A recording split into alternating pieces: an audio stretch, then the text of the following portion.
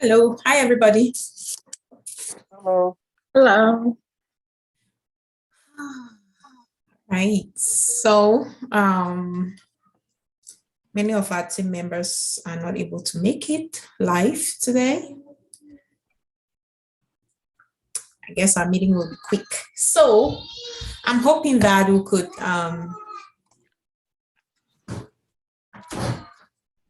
I got a new orange bag. Happy.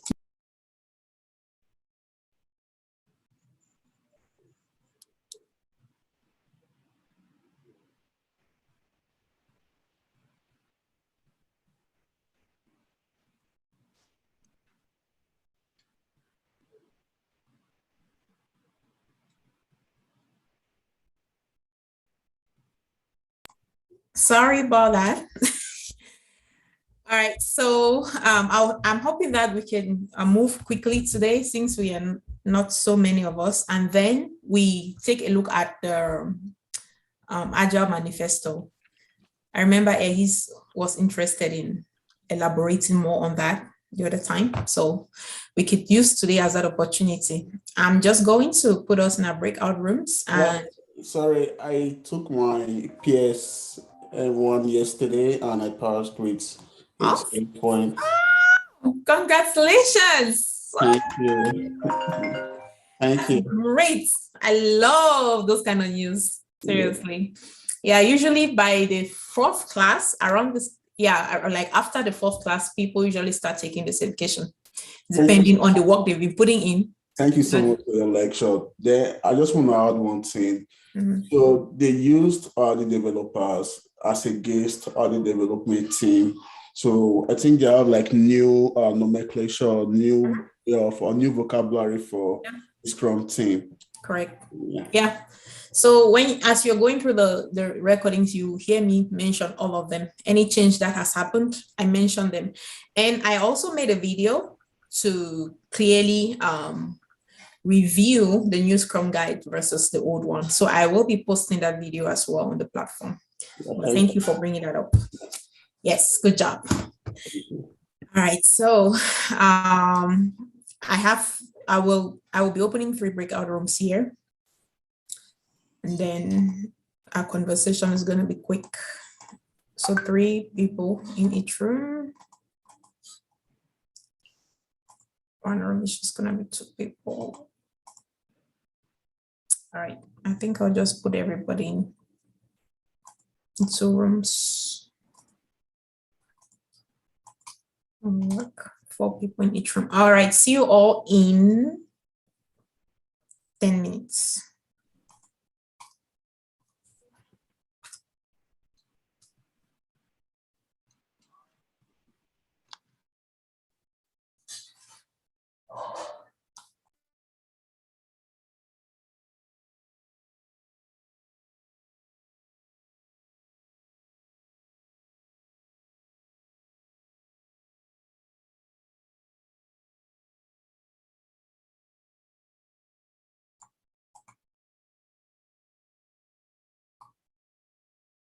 Hello?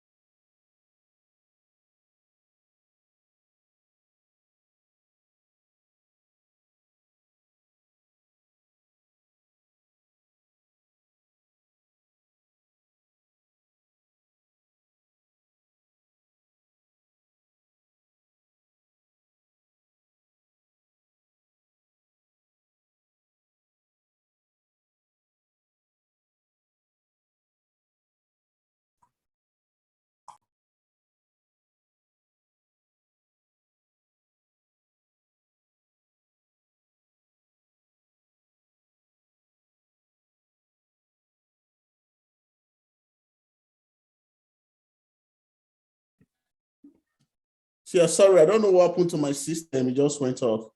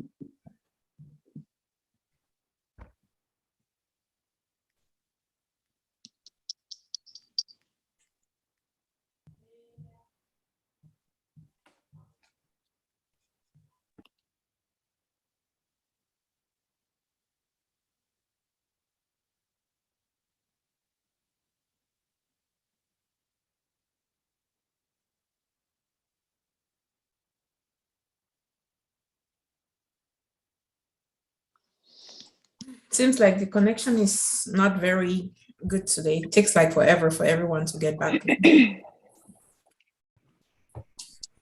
Probably the on the way that way. Probably there's traffic. I guess. So traffic usually affects connection. You mean network traffic? Okay. Why on a Thursday? It's weird. All right, let's see what we can do. Yeah, I guess we have everyone back. So you notice we added one more team member today, but again, seems like, oh, he's here. Noza, can we see you? He's here twice. He's dedicated. I know. Yeah, he has connection issues as well. Are you able to switch on your camera so we can at least know you?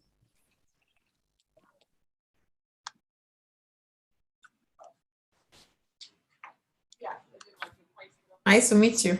Yeah, nice to meet you. All right. Okay, so group courage.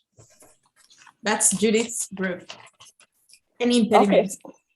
Yeah, so me and Zenobia, we had one impediment, which was we wanted to know more about the burn down chart. And then Maggie had an impediment.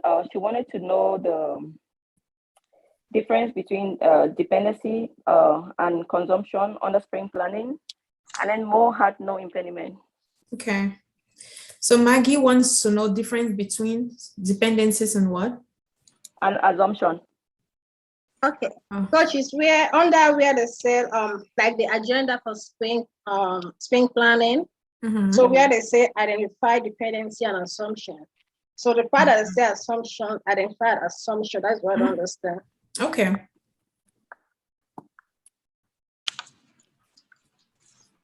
All right, thank you, Scrum Master. Okay, focus. The last and only group. Yeah, we were not sure we were in focus, so we came up with a name and we said the opponent. Okay.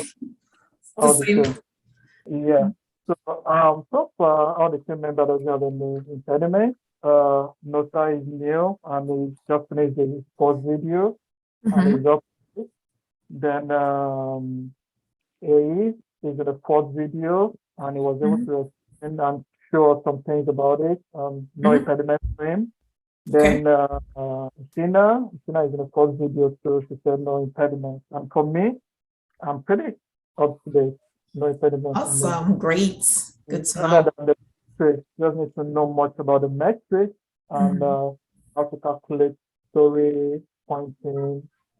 And yeah, don't worry. That's a whole class on its own. So we'll get there. All right, let's start. Thank you very much. Let's start with Zenobia and the team members impediment. I will share my screen here so we all can see this.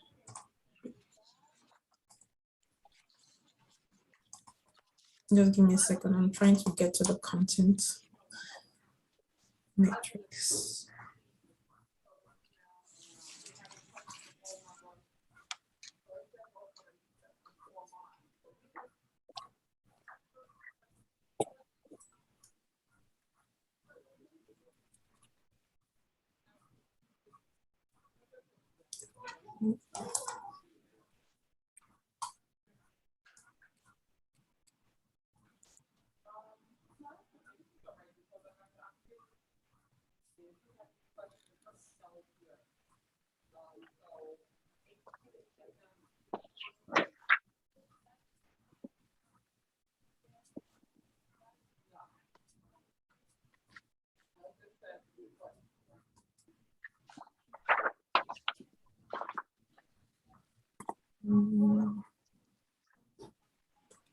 Give me a second. I'm just trying to identify rundown charts here. All right, got it.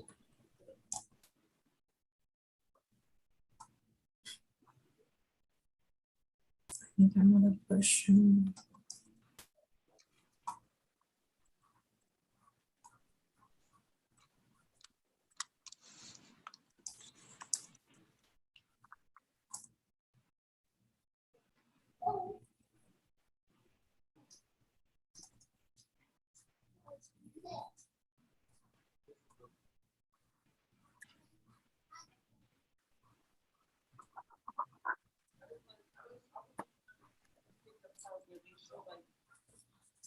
All right. I wanted to get another version so that it will help you all better understand.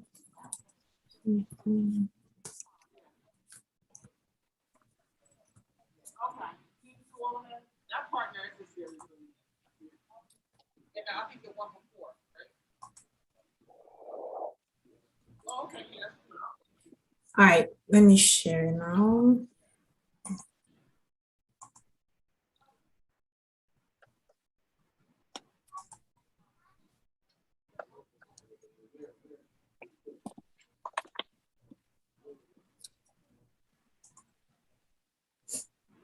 Okay. Is everyone able to see my screen? Yeah. All right. So, first of all, I would like to understand your understanding of what the burn down chart is. Did we talk about the burn down chart in lesson 4? We didn't? Yeah. No, we did not. No, we did not. Okay. If we did not, I wouldn't want to confuse people with this. Seriously. If we did not, I would suggest we cover it, because I'm sure that's covered in lesson 5. So let's just leave that for today. For the retrospective, that's where it ended. Yeah. All right. So yes, let's not worry about this today. Trust me. Yeah, but the thing is, in chapter 4, you did make a mention of the bend down chart. That's what I was curious about. Yeah, okay, no problem. In chapter 5, I believe it's covered in detail because something you're supposed to be good at. So don't worry about it. Yes. Okay. I'm gonna stop sharing. All right. The other matrix, the other impediment we have here is the difference between dependencies and assumptions. All right. Maggie, do you understand what dependencies are? Yes. Okay, so the difference between what you understand by dependencies and assumptions is see assumptions as risk. Assumptions will be risk. So there are times when you want to do some work, right? And then you have to make some assumptions along the way because you are not very certain, so that you would be able to move forward with the work. And then as you proceed with the work, you will now be discovering as you go. So that uncertainty is what we consider as assumptions, and assumptions are usually risky. Okay. So see assumption as a form of risk. That's really what assumptions are. Okay. Yeah, and in Agile, we don't want to make assumptions though. We really don't want to. So that's why if there is really no way to be certain, when we have to make the assumptions, we want to make sure that we are capturing all of the things that are just a hypothesis that have not been proven or we don't know for a fact. So we want to make sure that we are clearly communicating those assumptions to our stakeholders so that they are not thinking we are promising them anything. They still remain assumptions. And if there are assumptions, then it's not a promise. We all will learn in the process as we go. Okay. Yeah, Zenobia? Thank you. Would that be like in a situation like the example you gave us before when things transition from cassette players to CDs, where it's something that the team has never done? It's kind of like uncharted territory. Yeah. Well, let me try to give a simple example on something that I did and I failed because I made a lot of assumptions. So there was a time when around the time when I got married, I became so passionate about wedding events to a point where I decided to start to open a wedding dress, business or something. In my head, just because I love to see ladies looking so beautiful on their wedding days and all of that, I was so passionate about that. I assumed that every other person is passionate about that. And then I just jumped into the whole thing. I didn't even bother to maybe buy just 1 or 2 dresses to try. My target market was Africa. So I didn't even test first my hypothesis, because just because I'm passionate about something, it doesn't mean everyone else is passionate about it, you know. So I assumed that, oh, if I reach out to Africans and sell cheap to them, they should buy it. I went and I invested on almost 30 wedding dresses. Put it out there. To my greatest surprise, even 1 was not sold, you know. So I made a lot of assumptions. I didn't test. So also say assumptions as hypothesis. As long as it's not been tried and tested and proven, it remains a hypothesis, or what we call now assumptions. But in the Agile space, you commonly hear of hypothesis. So what I should have done to validate my hypothesis, which is what we call minimum viable product. So if you're trying to create a new initiative or a new business, you need to first of all test how the market will react to that. And then before you decide whether you should move on with this initiative or not. So the first thing I should have done is, okay, I think wedding is beautiful. I am assuming, because I would want to invest in it to make sure people are looking beautiful on their wedding day, I need to also test if the people that I'm targeting to consume this product also feel the same way. What I should have done is either put 1 or 2 out there and see how customers or my target clients will react to it. That's what I should have done. And then based on the reaction or the outcome of my trial, what I call experimenting, I would then decide if I have to move further with that initiative or not.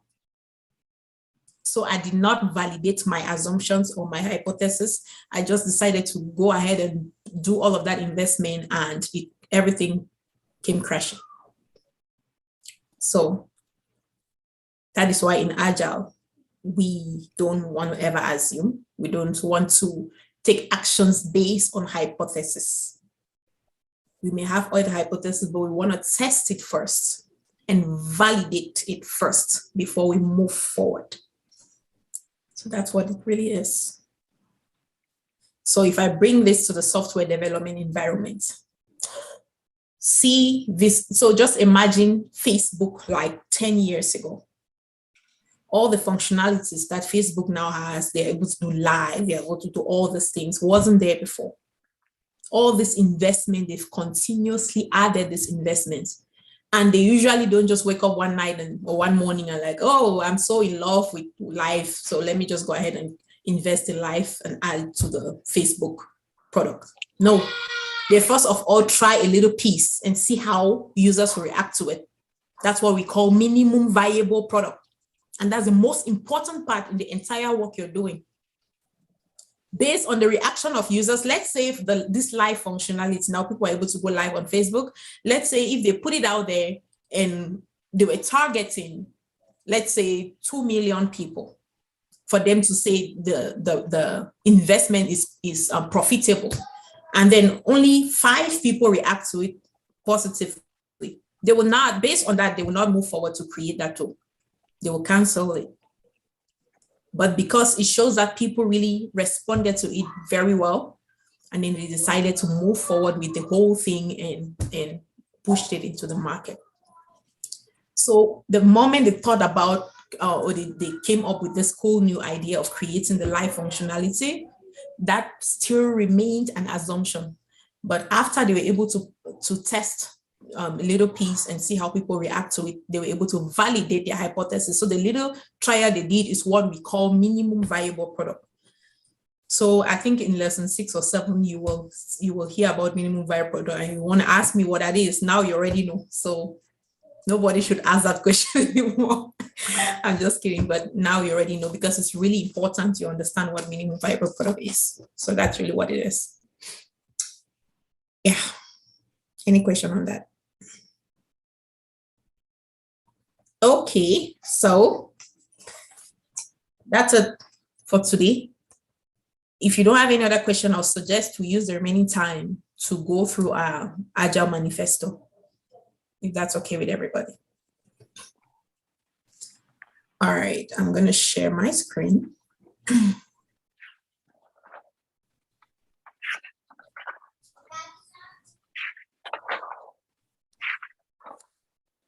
All right, manifesto for you.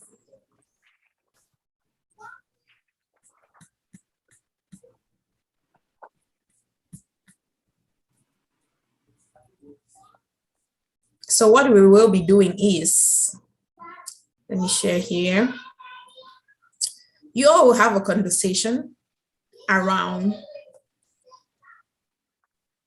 so I'm gonna, no, let's not go in breakout rooms. Let's just discuss this as a team.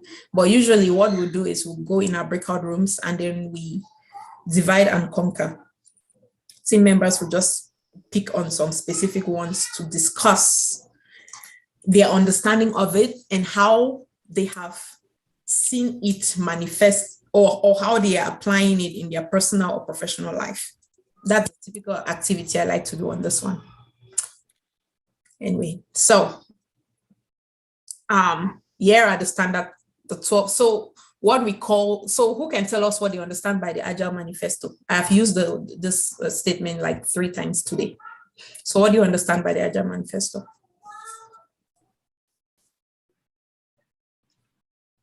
Is it a set of principles and values that guides the delivery of a project? Thank you. Yes, that's what it is. So whenever you hear about the Agile Manifesto, think about these 12 principles and you think about these 4 values. That's what we call the Agile Manifesto. Because the reason why I'm emphasizing on that is because just this term, this word manifesto usually get some people confused or scared, like what manifesto? That's just what it is. It's just the name they choose to call it. So starting with the 4 values. These are the 4 values that if you call yourself an Agile practitioner or an Agile organization, you have to be thriving to uphold to these values. Now, let's start with the first one. I would like someone to give us their understanding of these Agile values. What is the connection between the left side of the values and the right side of the values? Okay, can you hear me? The left, okay. Like, okay, my right side, no, let me use your left. Okay, your left side, the processes and tools, those are the things you need to be able to function well, to achieve the opposite side, which is, my left-hand side, that is your right-hand side. So you need processes and tools for individuals to an interaction, comprehensive documentation to get a working software, following a plan for you to respond to change. So you need a plan. Then contract negotiation, that is what the agreements you need to bind, like a contract between the customer and the developers or the development team. Okay, thank you. Thank you for your input. We appreciate it. Here we try. Can I try? Yes, you can. So I see Zenobia's hand up. So maybe let's hear from Zenobia first. Okay. I only have one, the individuals and interactions that the example that we were given was the daily stand-up, how it's more important for us to communicate and collaborate as a team versus get together and say, well, the Scrum just wants you to say these 3 things and be done with it, which is the processes and tools. We value those, but it's more important that we're communicating and collaborating versus touching those 3 subjects. I think you have a very good memory faculty. How do you even call that? Because I remember that was the conversation we had in the other class. I used to remember every word of it. Good job. All right, Adeyemi. Okay, so what I can say or understand most about it is the left side is more people-centered, people interaction.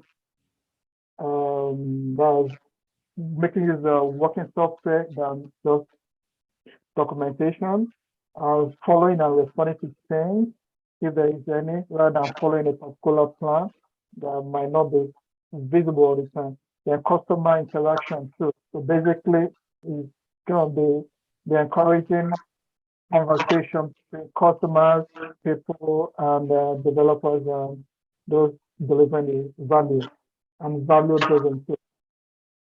Okay, thank you very much. Any other input? Yeah, I can try. Okay.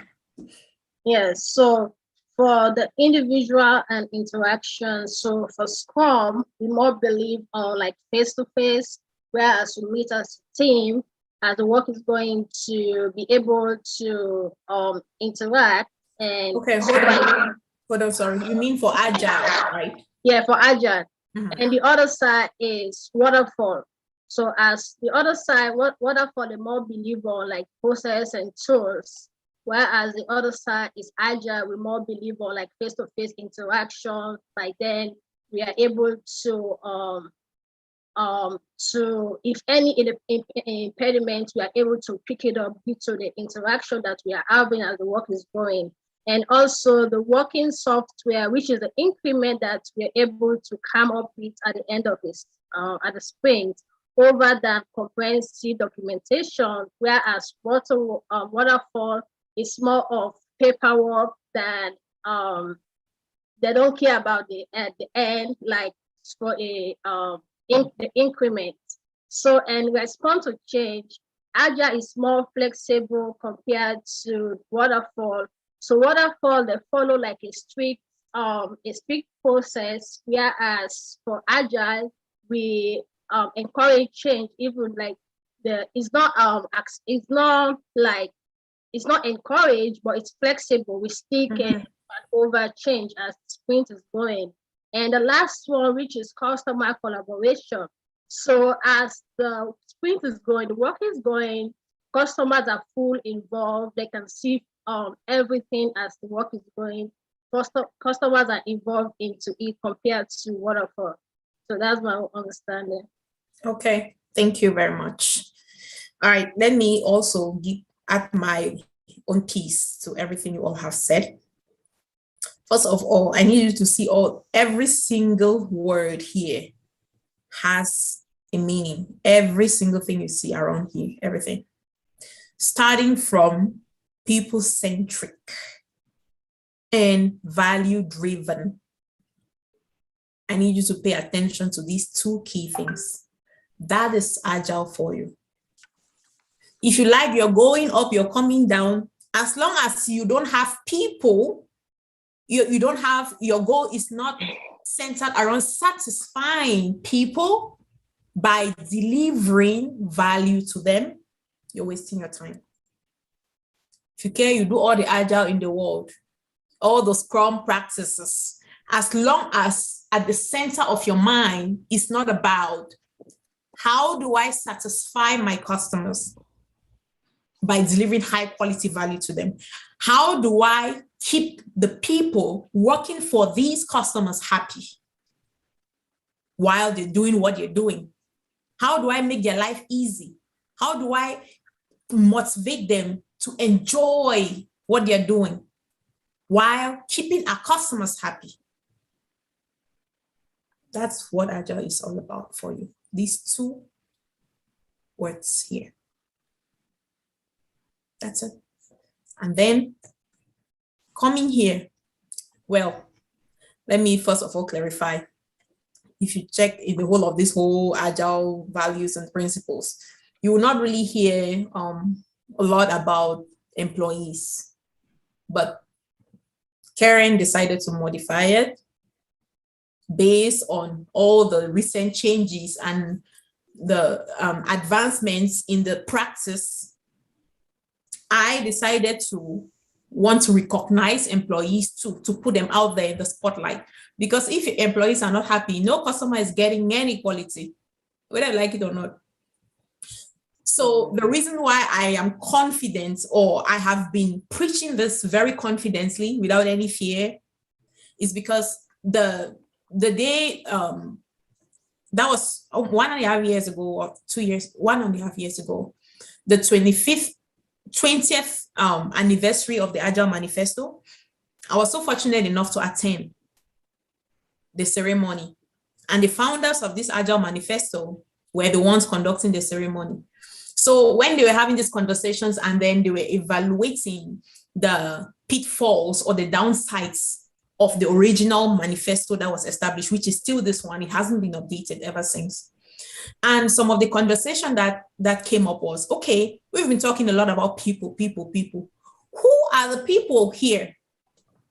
Because we've been seeing a lot of customers, but nothing, we've not really seen a situation where you clearly points the light on the employees. So where does the employees come into this whole people-centric mindset? That was when they actually acknowledged that, yes, that's really a downside. And it was a whole analyzing of that particular point.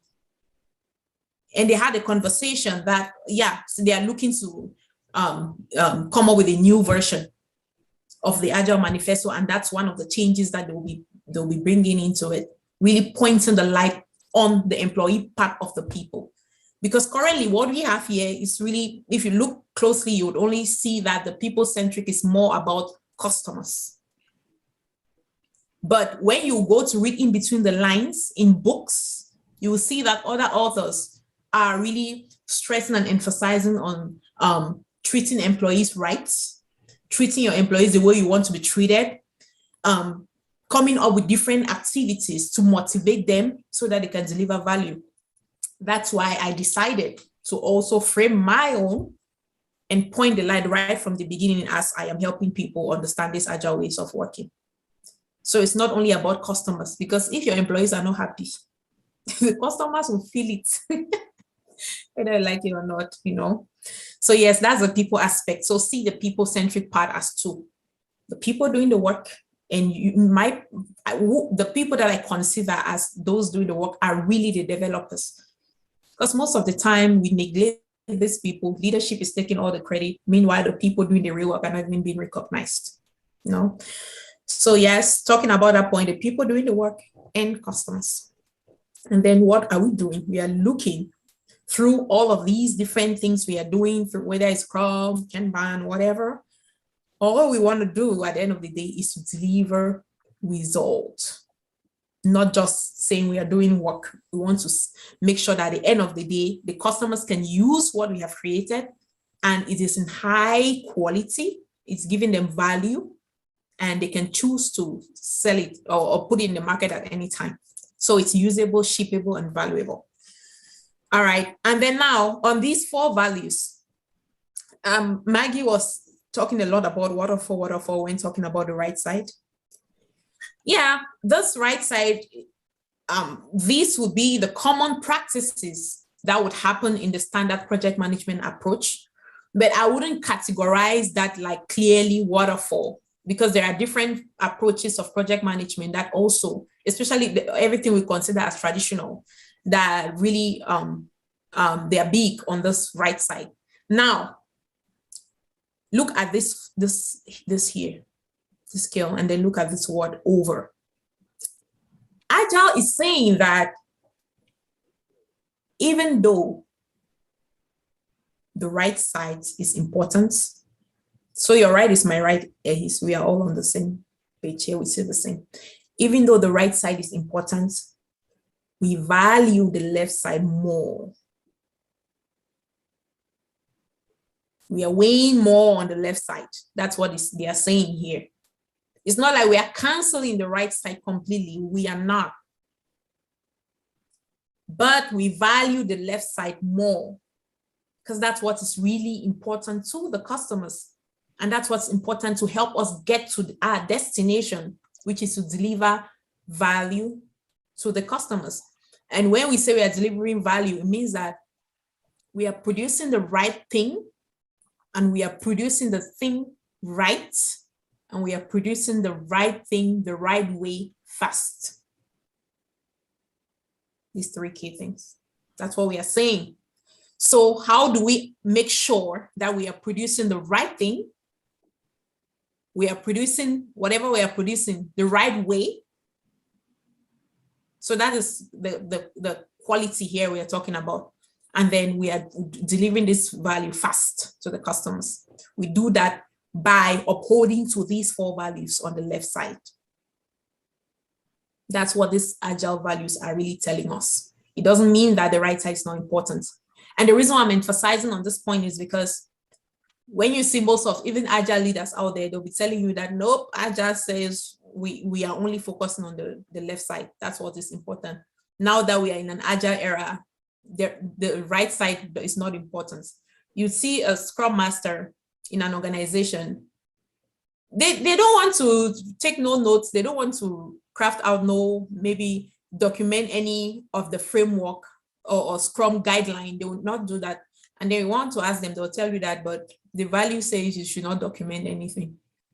That's not what it's saying. That's why it says that individuals and interactions over processes and tools. Yes, processes and tools are important, but we value individual and interactions more. Comprehensive documentation is important, but we value working software more. So on this very second value here, you cannot only focus on working software. Yes, at the end of the day, we want a tangible functionality that we can use. Because if we go sit there and spend 6 months just to come up with a project plan, because that's really the old way. They'll take like 6 months to come up with a plan, going through the planning phase. Customers, what are they doing with a plan? They need something that they have to work on. Now, in most of the regulatory environments, like medical industry, financial industry, even if you have a working software, you have to document, especially if your environment is being regulated by some FDA or something like that. You have to document stuff for them to fulfill your regulatory requirements. Even though customers are our customers will be getting the software, but we have to document these things. And then another way to look at it is, even if you create the software and you don't document nothing, how are the users even going to understand how to use it? They still need a manual, you see. So that's why it's important. And then the third one, even though following a plan is important, we value responding to change more, because people's mind changes at any time. The example Zenobia talked about, the cassette to CD. Imagine if we are not flexible enough to respond to change. This person has already given us an order to produce, let's say, 1 million cassettes.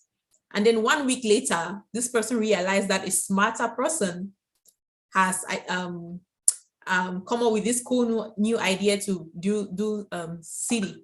Now we're not even talking about CDs anymore. We now have all this online audio stuff.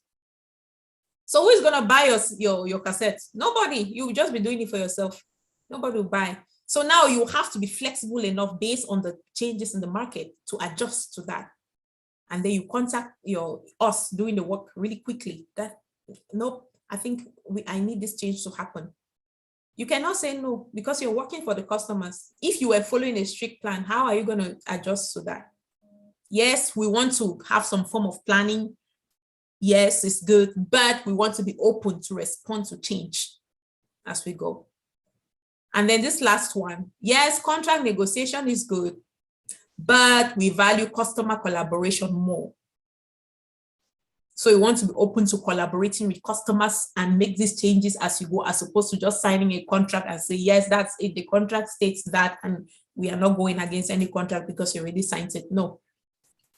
We want to, right from the beginning, have an understanding that, okay, we all will be discovering as we go. We'll be learning and we'll be adjusting as we go. That's the deal. And at the end of the day, by the time we say that the product is complete, it's really transparent. There is transparency and visibility into the cost of it because we all have walked through it together. We all are able to see how much we've put into it so that you will not say we're overcharging you or anything like that. We all did this together. So that's really what these values are talking about. And on everything I've explained here, really emphasizing that we are not saying the right side is not important. We are only saying the left side is more important than the right side, or we value the left side more. This is it that is summarized here. Most people always miss this statement. That is, while there is value in the items on the right, we value the items on the left more. You will hardly hear Agile practitioners talking about this one here. They never talk about it, and it's clearly stated there. So now, because you've passed through this program, you will not make that mistake. All right, any question on this? All right, now, what is your understanding of these 12 principles? You don't need to talk about them individually. I mean, what do you understand? When you hear the 12 principles, what comes to your mind?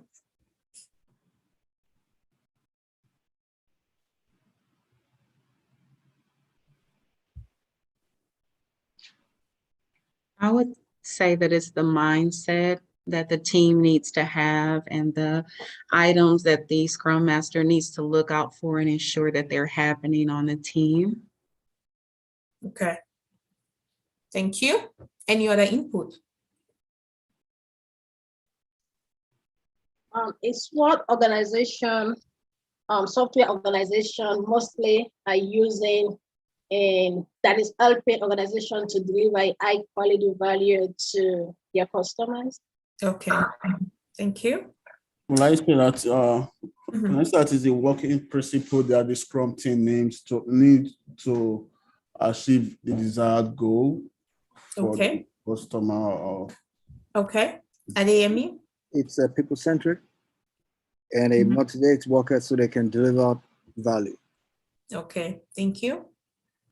Yeah, it encourages simplicity, delivering regularly, having a working software, and more like a mindset, encouraging all those. Okay, thank you. Yeah, I would say everything that you all have said is pretty okay. But how I need you to see this is, see these 12 principles as the reasoning behind these 4 values. These 12 principles have been put in place just to further expatiate on these 4 values. That's it. So for example, looking at our highest priority is to satisfy the customer through early and continuous delivery of valuable software. So according to you, that particular principle I've read, where does it apply here? Our highest priority is to satisfy the customer through early and continuous delivery of valuable software. Where does it apply here according to you? Working software. Okay. If you ask me, I'll take number 1 and 2. Individuals and interactions over processes and tools, working software. I'll take number 1 and 2. And one thing I want to emphasize is, looking at it this way, there is really no right or wrong answer. But what I need you to understand is that these 12 principles are only explaining these 4 values. They are just reasoning behind the 4 values. That's really what it is. So when you go back, just take your time, spend some time on it. But one thing I need you all to understand is that nobody will be asking you in an exam, for those who has to go take a certification, that what are the 12 principles and values. Nobody will really ask you that. But in an interview, even though we're not in an interview class here, but in an interview, the kind of question that may come up around this is, so according to you, which of the Scrum, the Agile principles is the most important. That's what they can commonly ask you, or they may ask you which one really resonates with you. So you will pick on anyone and tell them, and there is really no right or wrong answer on this, trust me. But it all depends on, they are just trying to test your understanding of these values and principles. You see, but me, if you ask me, I typically pick this first one, because this first one, again, speaks to everything that's really important to me. And that's why you and I are here in this program today, because the people part of things is so important to me. And this first principle here, really focusing on people, to me is the most important. Making sure that the people working for you are happy doing what they're doing. Because me, I join an organization, and if I realize that their culture is messy, I'm leaving. I'm not staying. I want to be happy doing what I'm doing. If I wasn't happy doing what I'm doing now, I wouldn't even be here with you right now. I think number 5 is just as good. Yes. Build projects around motivated. Thank you. So this particular point is a point I talked about regarding the downside of these values. You know, that they're not really pointing the light on the people doing the work part. Everyone keeps talking about the customers. Yes, but this number 5 here, that's what I am really talking about. So we have 3 minutes more. I would like us to talk about number 10, because most people hardly ever understand number 10. That's my favorite. Thank you, girl. So if you would help us understand your understanding, that would be great. As an older person now, it's truly the way that I live my life. When I was younger, I felt like everything had to be done. And now I've learned to prioritize. I'm going to complete the tasks that are going to give me the greatest return or the greatest value. If it's something that's not going to bring any value, it can stay on the list. Either I'm not going to do it, or I'll get to it when I get to it. And it's a wonderful way to be. I feel like I'm older, like my life is at least 50% over, and I'm not wasting any extra time on anything that's not going to bring value to the table. Amazing. Amazing. You couldn't have said it any better. That's just exactly what the 10th principle is saying. Simplicity. Keep it simple. Don't want to just do everything just because you want to claim busy. You see, so simplicity, it goes further to say the art of maximizing the amount of work not done. Not doing what is necessary. Essential. Thank you. As we work and progress, we want to be able to identify the things that are not important and not do them. That's really what it's saying. It's essential to maximize the work you would not do. Only do the ones you need, as opposed to the ones you just feel like doing. The simple example I usually like to use is just think about Excel spreadsheet, Excel document.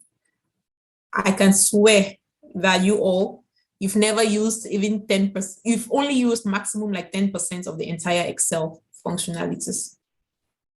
Most people fall in that same category. It means that all of the remaining like 90% was really useless. You see? But because they created that tool in the days of the old ways of working, they didn't know that they have to maximize the identification of the 90% that's never used and not do them. That's really what it is, the 10th principle. So we're out of time.